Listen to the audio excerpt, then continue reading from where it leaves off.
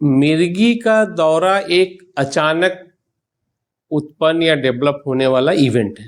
होता ये है कि जब मिर्गी का या शीजर का अटैक पड़ता है, उसमें ब्रेन की जो नर्व्स या नसें होती हैं, उसमें जो इलेक्ट्रिसिटी या करंट फ्लो होता है, अचानक बहुत सारे वजहों से वो इलेक्ट्रिसिटी का फ्लो या तरंगों का आवागमन बहुत बढ़ जाता है, और जो कि फिर एक वो मिर्गी के अटैक की तरह प्रेजेंट करता है, जिसमें मरीज को बहुत सारे लक्षण हो सकते हैं। उसके हाथ पैर टाइट हो सकते हैं, हाथ पैरों में झटका आ सकता है, उल्टी हो सकती है, जीभ कट सकती है, यूरिन या मोशन का डिस्चार्ज हो सकता है, मरीज बेहोश हो सकता है और वो गिर सकता है। अमूमन ये जो अटैक है अचानक ही, ज़्यादातर केसेस में अचानक होता है, कुछ एक केसेस में मरीज को इसका पूर्वानुमान भी हो जाता है। मिर्गी के बहुत प्रकार होते हैं और इसीलिए ये ज़रूरी है कि हमें एक, कहते हैं उसको, कि we need to have a very high index of suspicion.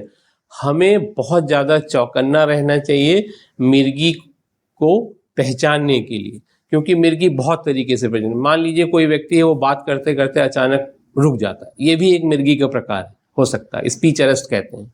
कभी कभी क्या होता है, शरीर का कोई एक हिस्सा केवल फड़क के रुक जाता है, वो भी मिर्गी हो सकता है। कभी कभी फड़कन एक हाथ से शुरू हो सकती है या एक पैर से शुरू होकर शरीर के दूसरे हिस्से में जा सकती है और उसके बाद वो मरीज बेहोश भी हो सकता है। कभी कभी मरीज आपसे बात करते करते थोड़ी देर के लिए डिस्कनेक्ट हो जाता है और फिर वापस आ जाता है, ये भी मिर्गी का एक प्रकार हो सकता है, जिसको कॉम्प्लेक्स पार्शियल कहते हैं। इसमें सबसे इंपॉर्टेंट चीज क्या है, उसको हम लोग कहते हैं मेडिकल लैंग्वेज में loss of conscious contact with the surrounding and self. मानी कि मरीज को बाद में जब मरीज स्वस्थ हो जाता है या होश में आ जाता है, तो उसको उस घटना के बारे में उसको ज्ञान नहीं रहता कि उसके साथ क्या हुआ है। कभी कभी क्या होता है, अचानक से मरीज उठा, उसके हाथ से सामान छूट जाता है, झटके लग जाते हैं, जिसको कि मायोक्लोनिक कहते हैं। अक्सर बच्चों में हम देखते हैं कि वो बात करते करते थोड़ी देर के लिए आंखों को मिचमिचाते हैं, छोड़ देते हैं, ये भी एक मिर्गी का प्रकार हो सकता है। तो कहने का तात्पर्य, मिर्गी बहुत तरीके के हो सकते हैं। सिंपल मोटर हो सकता है, मोटर विद सेकेंडरी जनरलाइजेशन हो सकता है, मायोक्लोनिक हो सकता है, एब्सिंस हो सकता है, कॉम्प्लेक्स पार्शियल हो सकता है, बहुत तरीके के होते हैं और उनको पहचानने के लिए हमें बहुत ज़्यादा चौकन्ना रहने की ज़रूरत है। अन्यथा मिर्गी के डायग्नोसिस या निदान में मिस होने या गलती होने की बहुत संभावना है। मिर्गी के कारण बहुत सारे होते हैं। अगर मोटा मोटा हम लोग कहें तो ये दो ग्रुप में बांटा जा सकता है। एक जो अनुवांशिक होता है यानी जेनेटिक होता है, जो पारिवारिक होता है, जिसमें जीन डिफेक्ट्स की वजह से होते हैं, वो देखे जाते हैं लेकिन कम है। दूसरा जो सबसे कॉमन कारण होता है हम लोगों के सेटअप में हम देखते हैं, अक्वायर्ड कहते हैं। उसमें आज के डेट में इंडिया में सबसे कॉमन कारण मिर्गी का जो है, वो पेट का जो कीड़ा होता है वो दिमाग में पहुंचता है, जिसको कि हम लोग न्यूरोसिस्टिसर्कोसिस कहते हैं। ये आज की तारीख में हम लोगों की सेटअप में, मतलब हम इंडिया की बात करें या एशियन कंट्रीज़ की बात करें, तो ये सबसे इम्पॉर्टेंट या कॉमन कारण है मिर्गी का। इसके अलावा और भी बहुत सारे कारण हो सकते हैं, जैसे किसी को चोट लग गई दिमाग में, उसमें भी दौरे आ सकते हैं। किसी को फालिज का अटैक पड़ गया, ब्रेन हैमरेज हो गया, खून की नस फट गई या ब्रेन में क्लॉटिंग हो गई, उसको भी मिर्गी के दौरे पड़ सकते हैं। कभी कभी क्या होता है कि नमक की कमी हो जाती है, जिसको हम लोग हाइपोनेट्रीमिया कहते हैं, उसमें भी दौरे आ सकते हैं। कभी कभी बहुत कॉमन है, डायबिटिक्स में शुगर कम हो जाता है, शुगर की कमी से भी अटैक, मिर्गी का झटका आ सकता है। कभी कभी ये जो नशे की दवाओं का सेवन करते हैं लोग, उनसे भी दौरे आते हैं, और कभी कभी कुछ एक एंटीबायोटिक्स होते हैं उनसे भी आते हैं। और एक दौरे का कॉमन कारण हम लोग अपने सेटअप में देखते हैं, उसको कहते हैं स्लीप डिप्राइव्ड। उसमें क्या होता है कि रात में सब हम लोगों के यहाँ शादी अक्सर रात में होती है। अब रात भर शादी अटेंड किया, रात भर सोए नहीं, कुछ खाया नहीं, और अगले दिन अक्सर कुछ लोगों को हम देखते हैं कि दौरे आ जाते हैं, जो कि रात में नींद डिस्टर्ब होने की वजह से होते हैं। मिर्गी के लक्षण बहुत सारे होते हैं, ये डिपेंड करता है कि उसका कारण क्या है। कभी कुछ मरीजों को एक हाथ से झटका शुरू होता है, जर्किंग शुरू होगी अंगूठे या उंगलियों से, धीरे धीरे वो जर्किंग या झटका बढ़ते बढ़ते दूसरी तरफ जा सकता है और उसके साथ वो मरीज बेहोश हो सकता है। इस झटकों के साथ मरीज के हाथ पैर टाइट हो सकते हैं, मुंह से फेना आ सकता है, जबान कट सकती है, मरीज बेहोश होकर ज़मीन पे गिर सकता है, उसको खुली चोट लग सकती है और इस अटैक के दौरान उसका मलमूत्र डिस्चार्ज हो सकता है। तो ये कॉमन कारण है, लेकिन इसके अलावा भी और बहुत सारे कारण होते हैं। जैसे मरीज ने अपने हाथ में कोई सामान पकड़ा, वो छूट गया है, वो भी एक प्रकार का झटका होता है। कभी कभी आदमी बात करते करते कुछ समय के लिए खो जाता है और फिर वापस आ जाता है, तो वो भी एक तरह का झटका हो सकता है। मिर्गी की जो डायग्नोसिस या निदान होती है वो हिस्ट्री पे और आई विटनेस अकाउंट, जिसने मरीज के अटैक को देखा है चश्मदीद, उसके डिटेल्ड हिस्ट्री या उसके बयान पे निर्भर करता है। क्यों? उसकी वजह ये है कि जितने भी मिर्गी से रिलेटेड टेस्ट हैं, आप सब टेस्ट करा लें, लेकिन फिर भी एक 5 से 7% पेशेंट्स ऐसे हो सकते हैं जिनके सारे टेस्ट नॉर्मल होंगे, लेकिन मरीज को मिर्गी या एपिलेप्सी या शीजर की प्रॉब्लम होगी। इसलिए हिस्ट्री की बहुत ज़्यादा इम्पॉर्टेंस या वैल्यू है एपिलेप्सी या मिर्गी के डायग्नोसिस में। एक बार जब हम आश्वस्त हो गए कि हमारे मरीज को मिर्गी है, फिर हम ये डिसाइड करते हैं कि उसका कारण क्या है। तो अब पहले हम दवा देते हैं।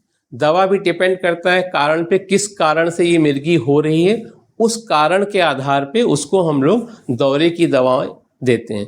तो कहने का मतलब ये कि दौरे की दवा का सिलेक्शन या किस मरीज को किस दवा की ज़रूरत है, वो उसके दौरे के टाइप और कारण पे निर्भर करता है। क्योंकि अगर हम इसको पहचानने में अगर हम सही नहीं हैं, तो कभी कभी क्या होता है कि दौरे की दवाओं से भी दौरे बढ़ जाते हैं। इसलिए बहुत ज़रूरी है कि दौरा किस प्रकार का है और उसमें कौन सी दवा उचित है। तो हम दौरे को जब ट्रीट करते हैं या उसका इलाज करते हैं, तो एक तो हम दवा देते हैं, दूसरा हम ये कोशिश करते हैं जानने की, पता लगाने की उसका कारण क्या। अब जैसे अगर कीड़े की गांठ से दौरे आ रहे हैं, तो हम लोग इसमें कीड़े की दवा देके उस कीड़े की गांठ को ठीक करने की कोशिश करते हैं।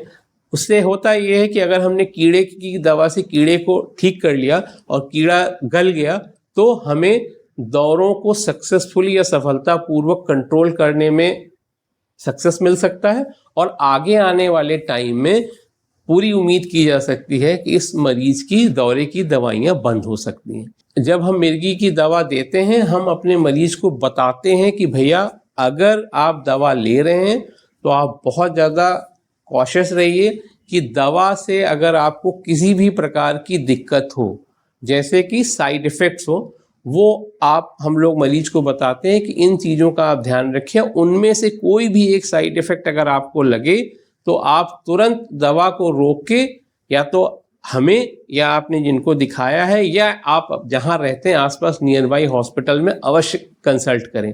क्योंकि मिर्गी की दवा से जब रिएक्शन होता है, जिसको एक स्टीवन जॉनसन सिंड्रोम कहते हैं, वो जानलेवा भी हो सकता है। इसलिए हम लोग जब भी दवा शुरू करते हैं, हम लोग मरीज को और मरीज के तीमारदार या केयर गिवर्स या अटेंडेंट को बताते हैं कि आप ये दवा शुरू करिएगा और ध्यान रखिएगा, देखिएगा कि मरीज को दौरे की दवाओं से कोई दिक्कत तो नहीं हो रही। तो एक तो ये हो गया दवा। अब दूसरी जो चीज़ होती है कि कितने समय तक देना रहता है, वो निर्भर करता है दौरे की कारणों पर। कॉमनली जो न्यूरोसिस्टिक सर्कोसिस जो आज की तारीख में सबसे कॉमन कारण है दौरों का, उसमें दौरे की दवा का ड्यूरेशन वेरी करता है। वो आखिरी दौरे से कम 2 से 3 साल या ज़रूरत पड़े उससे ज़्यादा देनी पड़ती है। कम से कम 2 साल आपको देना पड़ता है। दौरे की दवाओं के अलावा आप मरीज को बहुत सारी चीज़ें बताते हैं, वही कि नियमित लाइफस्टाइल, रात में जगना वर्जित है, क्योंकि अगर मरीज रात में जगेगा पूरी संभावना ये है कि वो दवा खाते खाते भी उसको दौरे आ सकते हैं। तीसरी चीज़ ये है कि टीवी, वीडियो, वीसीआर, मोबाइल का बहुत ज़्यादा यूज़ घातक हो सकता है, क्योंकि इन सब से भी फिट्स इंड्यूस होते हैं, जिनको रिफ्लेक्स एपिलेप्सी कहते हैं। तीसरी चीज़ है कि रात में कम से कम 7 से 8 घंटे की नींद बहुत ज़रूरी है। और ये 7 से 8 घंटे की नींद का एक टाइम है, वो ये नहीं कि रात में 2 बजे सोए और दिन में 9 बजे उठे, नहीं। उसका टाइम ये है कि या तो 10 से 5 या 10 से 6 या 11 से 6 या 11 से 7, ये वाला जो टाइम है 10 बजे से लेके 11 बजे रात से सुबह 5-6 बजे, ये वाला जो टाइम है ये सबसे इम्पॉर्टेंट है सोने के लिए। तो नंबर ऑफ आवर्स और टाइमिंग, ये नहीं कि 7 घंटे हम सो रहे हैं 3 बजे से लेके 10 बजे तक, वो नहीं, रात में 10-11 से लेके सुबह 5-6 बजे। साथ में खाने का भी कि बहुत देर तक खाली पेट नहीं रहना चाहिए। प्लस योगा, प्राणायाम, मेडिटेशन, ये सारी चीज़ें करके मरीज को अपने तनाव या स्ट्रेस को भी कंट्रोल करने की ज़रूरत है। ये मिर्गी या एपिलेप्सी ऐसी चीज़ है जिसमें कि दवा बहुत लंबे समय तक चलती है और इससे मरीज ही नहीं, मरीज के फैमिली मेम्बर्स पे भी इसका इम्पैक्ट होता है। इसलिए जब हम लोग एपिलेप्सी या मिर्गी की डायग्नोसिस बनाते हैं और उसका इलाज शुरू करते हैं तो हम लोग मरीज के साथ मरीज के अटेंडेंट की भी काउंसलिंग करते हैं, जिससे कि अटेंडेंट को इस बीमारी के सीरियसनेस के बारे में पता हो और अगर दवा के चलते चलते घर में दोबारा से इस अटैक की पुनरावृत्ति हो तो उसमें हम लोग अटेंडेंट को ये बताते हैं कि आपको क्या क्या करना है at the time of attack घर में। क्यों? क्योंकि मान लीजिए मरीज को अटैक पड़ा, मरीज तो बेहोश हो गया, वो अपने को बचा नहीं पाएगा, इसलिए अटेंडेंट का रोल बहुत इंपॉर्टेंट है। हम लोग ये कहते हैं कि आप और कुछ कर ना पाओ, बस एक काम करो कि मरीज को आप किसी तरह से करवट लिटा दीजिए। एक बार अगर आपने मरीज को करवट लिटा दिया तो एटलीस्ट ये इंश्योर हो जाता है कि मरीज को कोई हार्म या नुकसान नहीं होने वाला। क्यों? क्योंकि हमने मरीज को अगर करवट से लिटाल दिया, अगर मरीज बेहोश भी है तो नंबर 1 चोट नहीं लगेगी, नंबर 2 अगर मरीज को उल्टी भी हो रही तो उल्टी बाहर जाएगी, अंदर कुछ नहीं आएगा। अगर मरीज की अटैक के दौरान जीभ कट गई, ब्लीडिंग हो रही तो भी ब्लड बाहर जाएगा। अमूमन ये होता है कि 90% केसेस में अटैक 2 मिनट या उससे के आसपास खत्म हो जाता है।